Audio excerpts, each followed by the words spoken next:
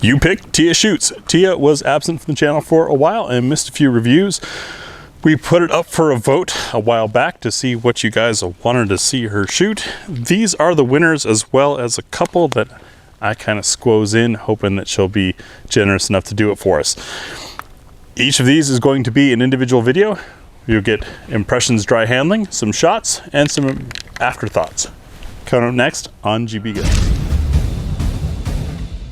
So here's one that was not voted on, but I was curious about it because it's red and so it stands out, but two, it's just got a really different body to it. It's quite blocky, it's quite heavy, yet it's comfortable. And being able to get a good grip, as blocky as it is, I was really intrigued. Yeah, it kind of anchors itself in its hand. For those of you not familiar with this one, this is the Ermox Defense X-Fire. Nice. Very, very affordable aluminum frame pistol. Some people have mislabeled it as a Glock clone. To my understanding, the only parts that are Glock interchangeable is the barrel and the magazine. Other than that, everything else is different, and it certainly doesn't feel like a Glock. No, it's got a really nice trigger in it. Yeah, this is quite a surprise. I hadn't seen it before coming to the range today, and like I said, I was intrigued just because it looks so blocky, but it's light for its size. To me, it feels kind of light. It's well balanced. Yes, I think. And it fits in my hand really well. Even for as big as it is, I'm able to produce a nice grip. So, you're welcome.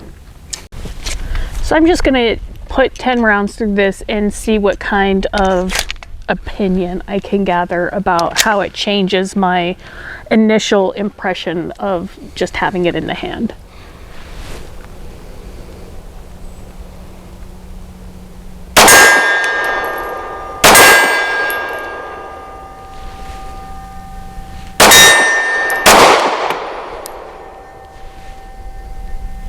That red dot on a red target is tricky. Yeah.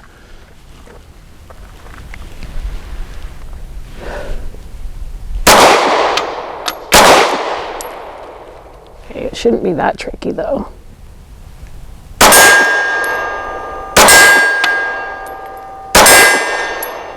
These the sights are really low. I'm aiming mid and it's hitting shoulder high. Yeah. So when I went shoulder high and tried to replicate it after I brought it back, that's when I was missing. Pretty good group though. Thank you. I mean, we're 20 plus yards away and that's a C-zone target. Yeah. He's definitely out of clavicle.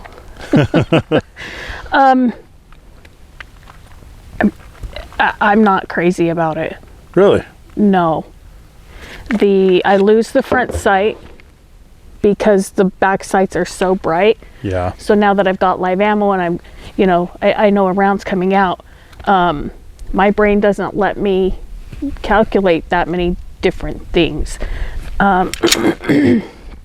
Something about the trigger I did not like. It's stiff almost. Yes. And it's not like a dragging, it's just I'm not going. And so you really have to put some double action energy into it, if you will, to overcome that. However, that does also make it a good defensive gun, as long as you have your sights on target and you're not, because otherwise you're going to miss. The concerning factor for me is the height. The sights are a little bit off, but we are quite a ways back from a zeroing. Yeah, and I had some point of impact issues with it too. It is, however, red dot ready in today's age when everyone's shooting with a dot. Neither the coloring of the sights nor the height are going to be an issue once you throw a dot on it. The trigger, however, to me is kind of like the cat that doesn't want to get picked up. when cats do that thing and they magically weigh 3 tons. Yeah. It's crisp. It's just got a little more spring weight in it, I think, than it needs. Yeah, it's interesting. Otherwise, it looks really nice. How about recoil impulse? The recoil impulse is okay. However, given this very minimal, if you can even call it a beaver tail area, and the way that it's shaped is not comfortable in mitigating that recoil. If you don't have a good trigger, or not trigger, grip setup, you know, where you've been trained to get it right in there, that's probably going to beat your hand up, especially if it's any bigger than mine. It was really riding on my knuckle quite a bit. So those are things to consider in it. It initially feels like it's going to be in there really good, but it is short, so it's going to rock a little bit more, which is going to affect your recoil impulse. And that's another interesting difference between you and I, because for me, I found that pistol to be very comfortable to shoot it with my hand size and shape. Yeah, that to me, I would think, allows for more muzzle rise, because you don't have anything helping you back here other than it's beating into your hand, which is going to cause fatigue if you're running any kind of a course with it. So that's my take if you on had it. to grade A through F, I know you're totally not prepared for this, it's just against what? I don't know, against the other 300 to 400 pistols you've shot. Solid C. Yeah, I think that's fair. Yeah, and that comes from the ergonomics of it. Though they're off a little bit, it's still somehow comfortable unless you're shooting. It's kind of like when first time you hold a CZ, the classic CZs, not the modern CZs, and that they have this weird shape to them that feels both strange and comfortable at the same time. Yeah. Interesting. Well, thanks.